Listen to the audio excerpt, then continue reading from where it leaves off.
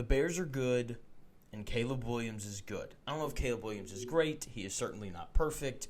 I don't know if he's the best quarterback in his draft class, but he's not a bust, and he's won 3 games in a row now as the starting quarterback of the Chicago Bears. Caleb Williams, once again, not perfect, but still good. I thought he played a good game tonight. I thought he was better than Jayden Daniels was, 17 and 29 passing for 252 yards, 1 touchdown, no picks, compared to Jayden Daniels, 19 and 26 for 211 yards, 3 touchdowns, 1 interception, bad interception, just didn't drive the football, left it behind his receiver a little bit, very easy undercut for the Bears defender. Caleb Williams, he had a higher yards per attempt, could have had a much more dynamic night. Zacchaeus had a big drop that would have gone for a lot of yards. He had a touchdown pass, a really nice touchdown pass to Rome Odunze that was negated because DJ Moore doesn't know how to line up on sides.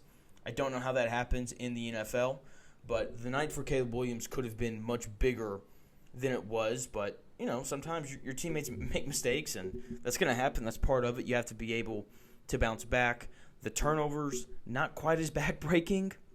Jayden Daniels throws that pick in the red zone, and then he has the fumble at midfield on the, kind of botched snap, kind of botched handoff, and that ultimately set up the game-winning field goal for the Chicago Bears. So my biggest takeaway with Caleb Williams is that while it's not perfect, he is good, and the game is so much easier when you can run the football, when you can play complementary football and run the ball and run play action off of it and do those things.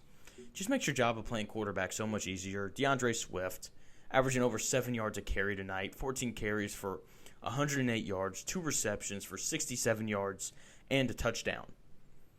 Young quarterbacks who succeed quickly tend to have a good run game. I think about Jared Goff. When he comes into the league and he's playing for the Rams, and the Rams can run the football with Todd Gurley, and there's a lot of play action and all those things. And then he gets traded to the Lions, and he shows up, and the Lions can't run the football, and the personnel around him isn't very good. But as soon as the Lions were able to run the football, we got this super awesome version of Jared Goff, and we've gotten it ever since then. When you can run the football, it just makes your life easier. The Commanders couldn't really do that outside of Jayden Daniels. Ja'Cory Krosky-Merritt, 17 carries for 61 yards. That's barely 3.5 yards a carry. It's tough to win football games, especially when you don't have Terry McLaurin or Noah Brown, and you can't run the football, right? And part of that is, the injuries for the Commanders probably made it a little bit easier on the Bears, right? You're not as worried about McLaurin beating you over the top. You can roll the safety down. No Austin Eckler, who was the starter. Obviously, he tore his Achilles. He's going to be out for the rest of the year. But I also thought that the Bears' run defense was better. I thought they just tackled well.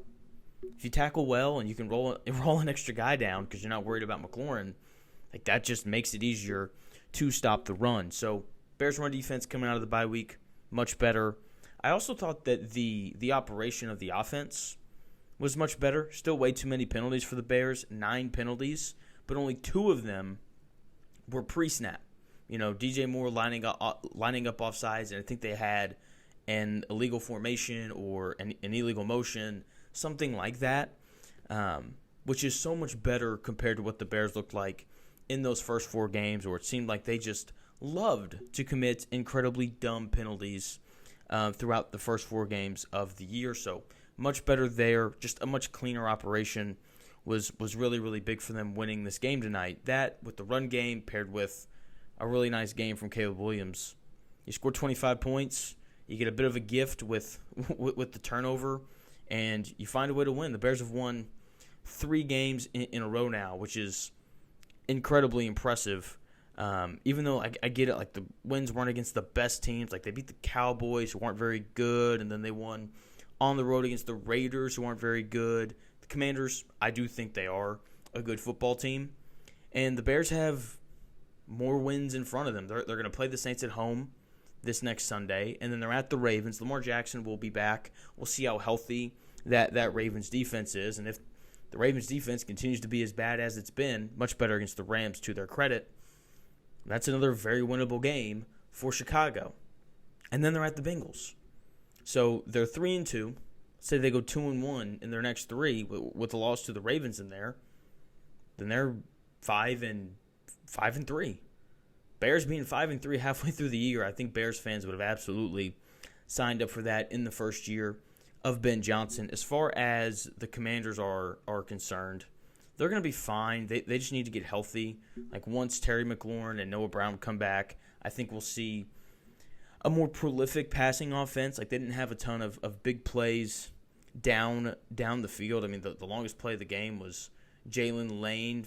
He had a 37-yard reception. Luke McCaffrey had a 33-yard reception. Outside of that, kind of felt like a lot of dink and dunk and Jayden Daniels just kind of trying to make something happen with not much really being there. So as they get healthier, they'll be better. They're 3-3, only a game back of the Eagles, who aren't super daunting right now. The Cowboys are bad. The Giants are fun, but they're not winning that division. The Commanders, obviously, they'd rather be 4-2, but in terms of them making the playoffs and winning that division, they're still in really good shape. Do yourself a favor, subscribe to the channel. We got NFL stuff coming out the rest of the year. I'll talk to you again soon.